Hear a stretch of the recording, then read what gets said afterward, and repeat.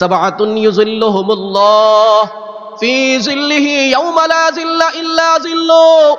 7 প্রকারের লোককে আল্লাহ রাব্বুল আলামিন আরশে আজিমের ছায়ার নিচে আশ্রয় দান করবেন।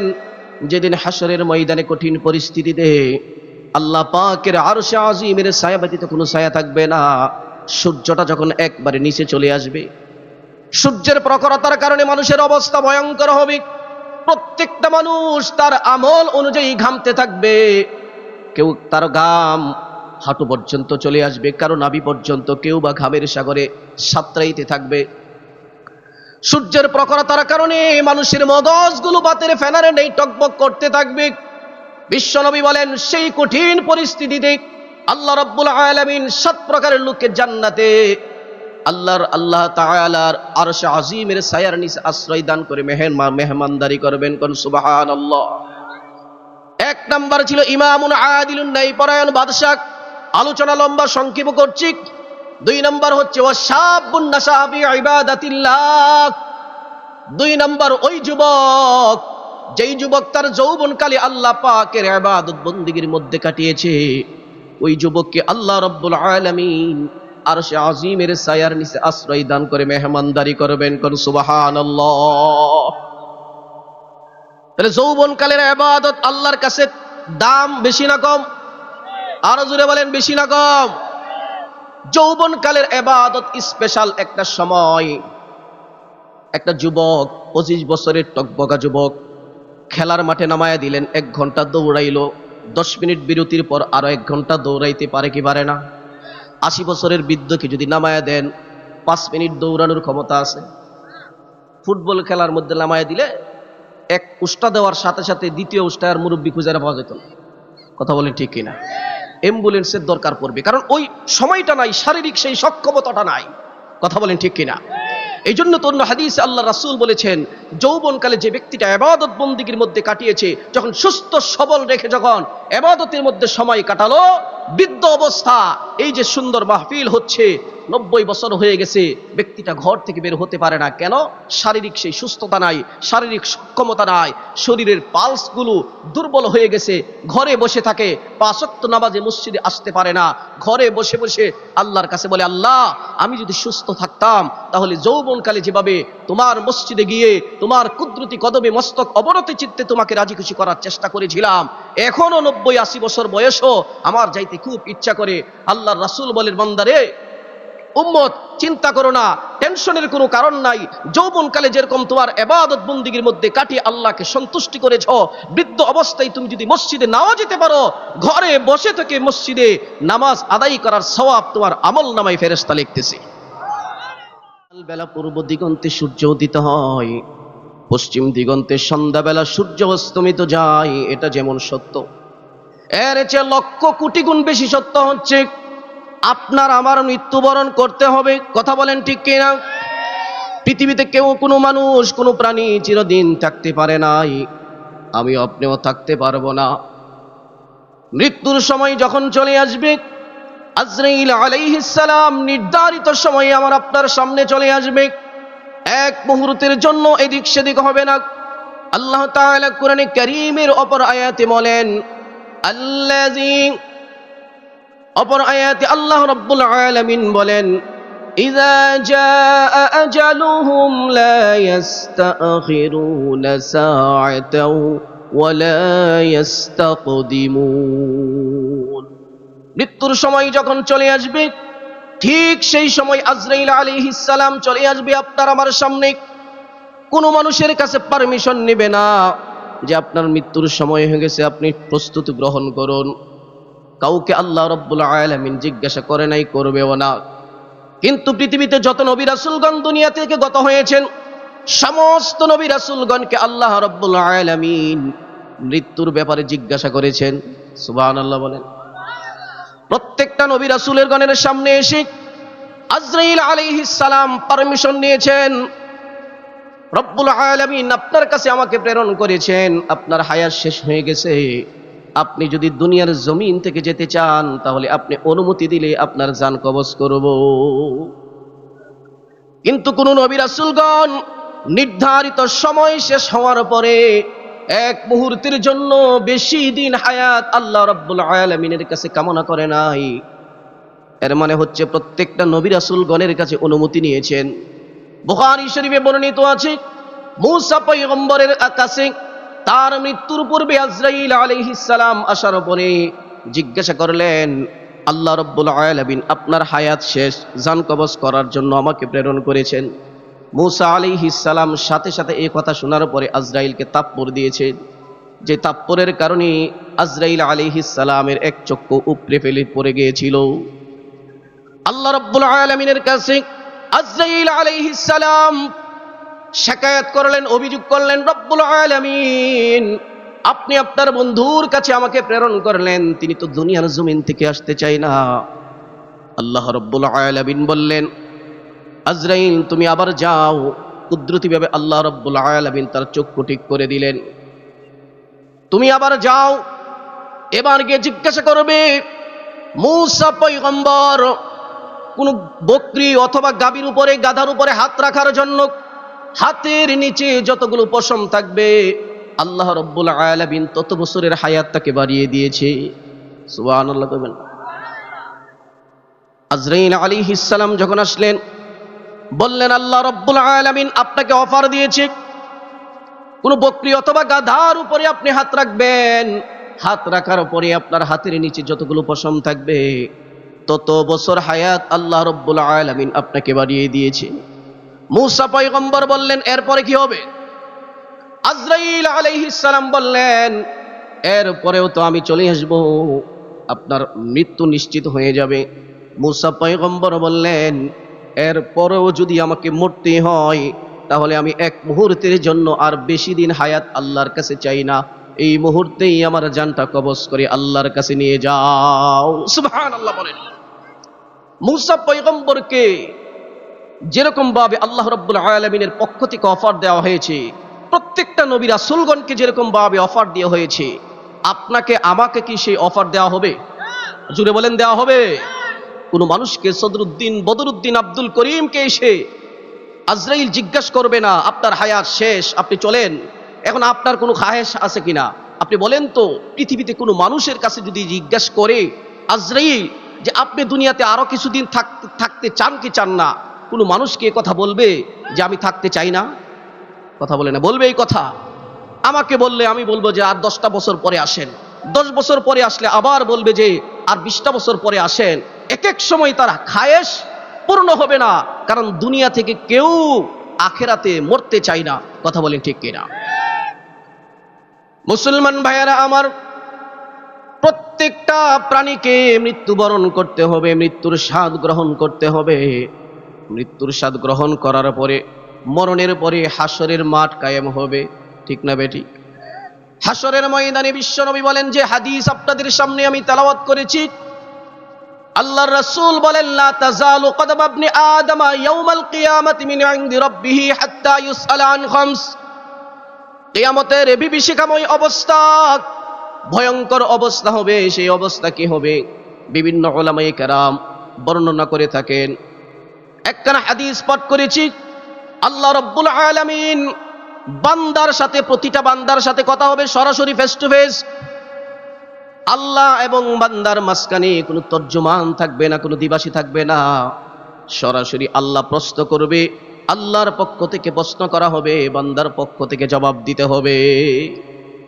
5টা প্রশ্ন করবে। বলেন কয়টা প্রশ্ন করবে? লা তাজালু কদম ইবনি আদম ইয়াউমাল কিয়ামাতি মিন ইনদি রাব্বিহি হাত্তা ইউসআলা আন খামস। 5টা প্রশ্ন করা হবে। কেমন ভাবে প্রশ্ন করা হবে? সামনে থাকবে জাহান্নাম, জাহান্নাম হা করে থাকবে, জাহান্নামকে ঘিরে রাখবে, ধরে রাখবে, 70,000 শিকল দিয়ে আবদ্ধ করে রাখা হবে। 70,000 শিকলের মধ্যে প্রত্যেকটা শিকলে ধরা থাকবে 70,000 করে ফেরেশতারা। এমন অবস্থায় জাহান্নাম হা করে সামনে তাকায় থাকবে, আর বান্দার ডান দিকে থাকবে তার দুনিয়াতে যত নেক আমল করেছে, বাম দিকে থাকবে দুনিয়াতে যত বদ আমল করেছে। এমন ভয়ঙ্কর পরিস্থিতিতে আল্লাহ রাব্বুল আলামিন 5টা প্রশ্ন করবে। আল্লাহর রাসূল বলেন, লা তাজালু কদামান আদম ইবনে আদম বনি আদমের পাটা এক মুহূর্তের জন্য এদিক সেদিক হেলার কোনো সুযোগ থাকবে না। আমরা যদি 10 মিনিট অথবা 20 মিনিট 1 ঘন্টা যদি কোথাও দাঁড়িয়ে থাকি, এক পায়ে এদিক সেদিক করি কি করি না? কারণ কাহিল লেগে যায়, কখনো এই পা কখনো ওই পা হেলতে দুলতে থাকে। আবার কখনো ইমাম সাহেব মসজিদে ফজরের নামাজে যখন লম্বা কেরাত নেয়, মুসল্লিরা এদিক সেদিক করে কি করে না? কথা কই না দি?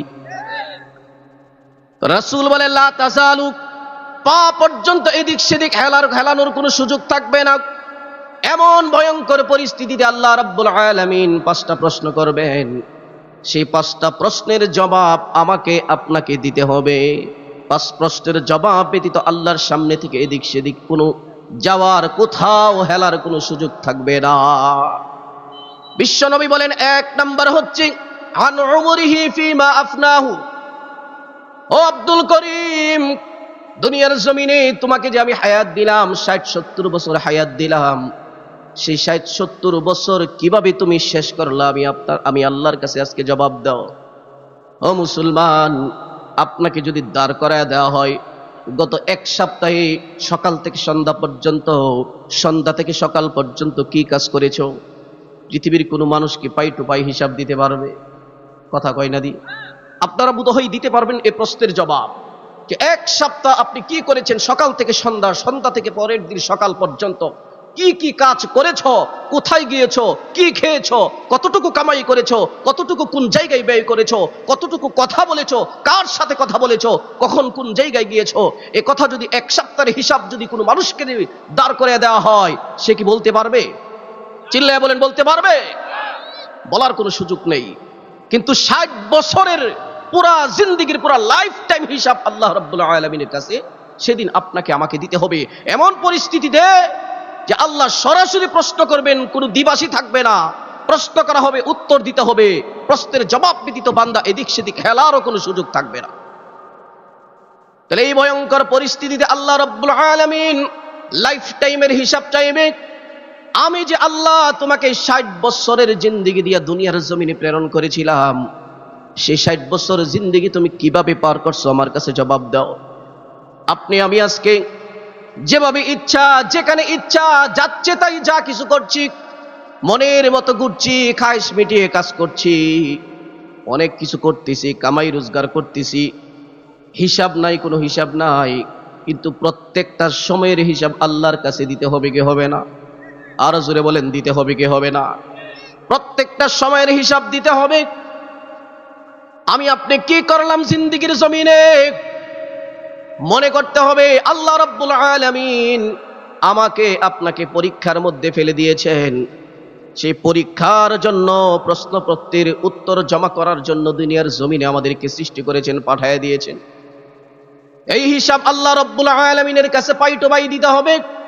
আর যদি না দিতে পারে, তাহলে আল্লাহর সামনে আসামির কাঠগড়াইতে দাঁড়াবে, সেখান থেকে জাহান্নাম অবধারিত হয়ে যাবে। আন উমরিহি ফিমা আফনাহু, হায়াত সম্পর্কে শেষ করা হবে, যে হায়াত কিভাবে তুমি শেষ করলা। আমি আল্লাহর কাছে জবাব দেব, যে নিয়ামত আমি তোমাকে দান করলাম, একটা মুহূর্তের জন্য তো দুনিয়ার জমিনে কেউ ইচ্ছা করলেই সময় বানাইতে পারে না। কেউ তো চাইলেই সময়কে সৃষ্টি করতে পারে না। আমার দেওয়া সৃষ্টি, আমার দেওয়া নিয়ামত খেলায় খেলায় শেষ করেছো, নাকি আমার ইবাদত বন্দেগীর মাধ্যমে কাটিয়ে শেষ করেছো? কিভাবে করেছো আজকে জবাব দাও। 2 নম্বর প্রশ্ন আল্লাহ রাব্বুল আলামিন করবেন, ওয়ান শাবাবিহি ফিমা আবলাহু। দুনিয়ার জমিনে 60 বছরের একটা মানুষ জিন্দেগি পার করলো, এই সময়ের ভিতরে সবচেয়ে গুরুত্বপূর্ণ আহাম সময় হচ্ছে যৌবনকাল। কথা বলেন ঠিক কি না? যৌবনকালের ইবাদত আল্লাহর কাছে অত্যন্ত গুরুত্বপূর্ণ। এই জন্য যৌবনকালকে আলাদা স্পেশাল করে আল্লাহ রাব্বুল আলামিনের পক্ষ থেকে প্রশ্ন করা হবে। গোটা হায়াতের ভিতরে যৌবনকালও আছে, কিন্তু হাদিস শরীফে আল্লাহ রাসূল যৌবনকালকে আলাদা করার উদ্দেশ্য হচ্ছে, মানুষের জিন্দেগির সবচেয়ে গুরুত্বপূর্ণ সময় হচ্ছে যৌবনকাল। এই যৌবনকালে মনে করে কি করে কি না, ঘরে আছে বাইরে না, তারে না করতে থাকে মন, আনচান আনচান করতে থাকে মন, ঘরের ভিতরে মন বসে না।